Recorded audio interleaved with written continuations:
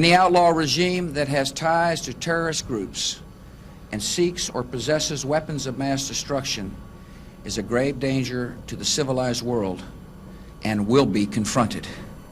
They enter Fallujah laughing. They thought it was just a cleanup operation, that whatever remained of Saddam's army had either fled or was buried in the sand. But in less than an hour, the so-called military picnic turned into a massacre. IEDs exploded beneath their feet, snipers picked off their heads, and the paths they had drawn on their maps became corridors of death. What happened that night forced George Bush to knock on Saddam Hussein's prison cell door, desperate to stop the escalating bloodshed among his troops. In this episode, we tell the story of the darkest night in the history of the US Army, the battle they tried to erase from the record, but one still carved into the Euphrates Bridge. Stay with us until the end. From the moment Baghdad fell, Fallujah simmered in silence. It wasn't a city waiting for the post-war phase, it was a sleeping military body, holding its breath, watching closely, in narrow alleyways, behind mud brick walls, behind shuttered windows. Thousands of men vanished from public view. Republican Guard officers, armored brigade commanders, special forces operatives, and members of Saddam's Fedayeen.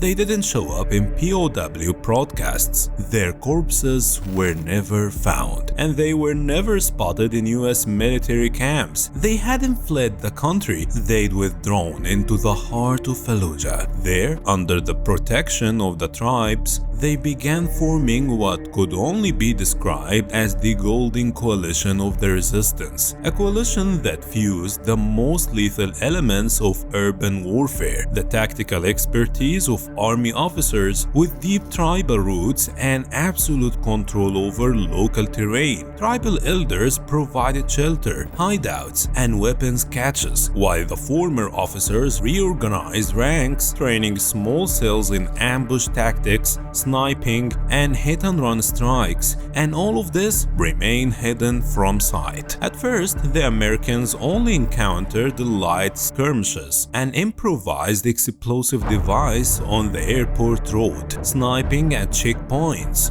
brief firefights that melted into the noise of the streets. But on the morning of March 31, 2004, two vehicles belonging to the American private security firm Blackwater set out on a mission to transport 4 contractors across the Euphrates Bridge in central Fallujah, a seemingly routine mission, but for the former Iraqi officers, those vehicles were entering a strictly forbidden zone. At that moment, Fallujah had been geographically and intelligence-wise divided among resistance cells. Every street, every alley, every bridge had a guardian. When the vehicles reached the middle of the bridge, the resistance was waiting. In seconds, a storm of bullets rained down from 3 directions. Hand grenades were hurled from above. Snipers targeted critical points from high ground, and escape routes were blocked by armed tribesmen securing a siege zone. In less than a minute,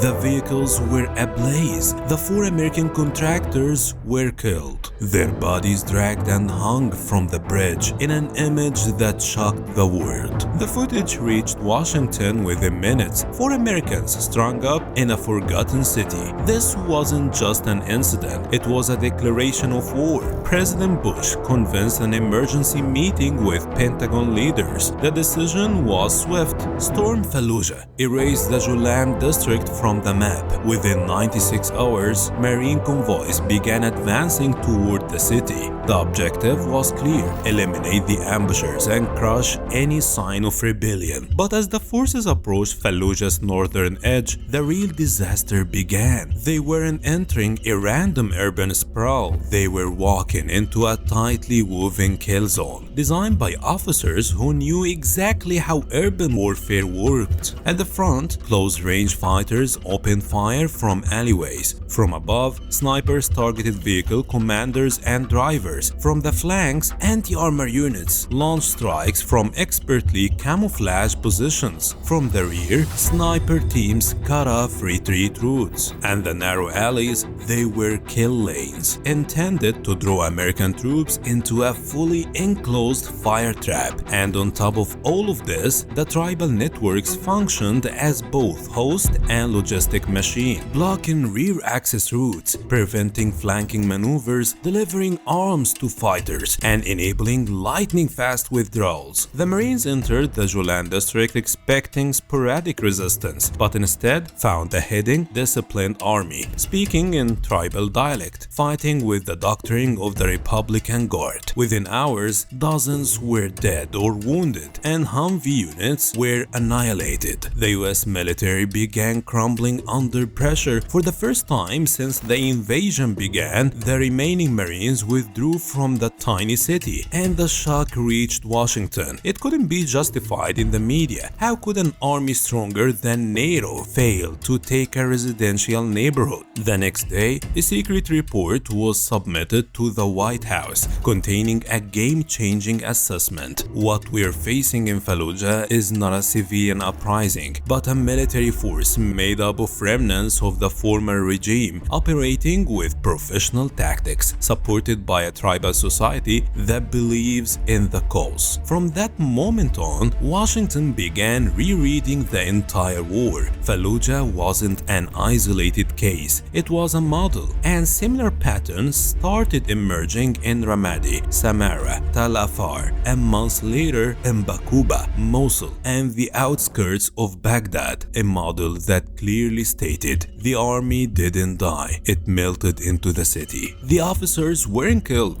they returned to the battlefield under tribal banners, and only then did the Americans realize the real war had just begun.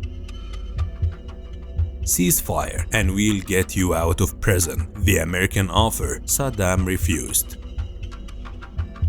This offer didn't come out of nowhere. It seemed from real panic within the White House, as Pentagon reports warned of a shadow army directing field operations and US losses increasing day by day. With each clash, each roadside bomb, each ambushed convoy, and fury grew stronger inside the Pentagon. Someone was orchestrating this war from the shadows with experience, coordination, and strategic foresight. By Mid-24, with US forces unable to re-enter Fallujah, Washington began scrambling for any political exit at any cost. That's when the Bush administration floated the idea of negotiations, not with the resistance, but with the man they believed they had already dethroned, Saddam Hussein himself. The idea was proposed quietly. Intermediaries began moving, lawyers, Arab contacts, and possibly intelligence channels. The proposal was surprising. Stop targeting American forces, call on tribal leaders and former officers to de-escalate, and we'll consider your trial. Maybe even release you under special terms. But the response, according to testimonies from Saddam's defense team, was simple, firm, and left no room for interpretation. He who started the fight must be the one to end it. The American offer reflected just how terrified Washington had become. Fallujah had become impenetrable. Ramadi turned into a swamp. Samarra into a war zone that wouldn't calm. But Saddam Hussein's reply was the final blow to every American attempt to contain what was happening on the ground. Days later, everything changed.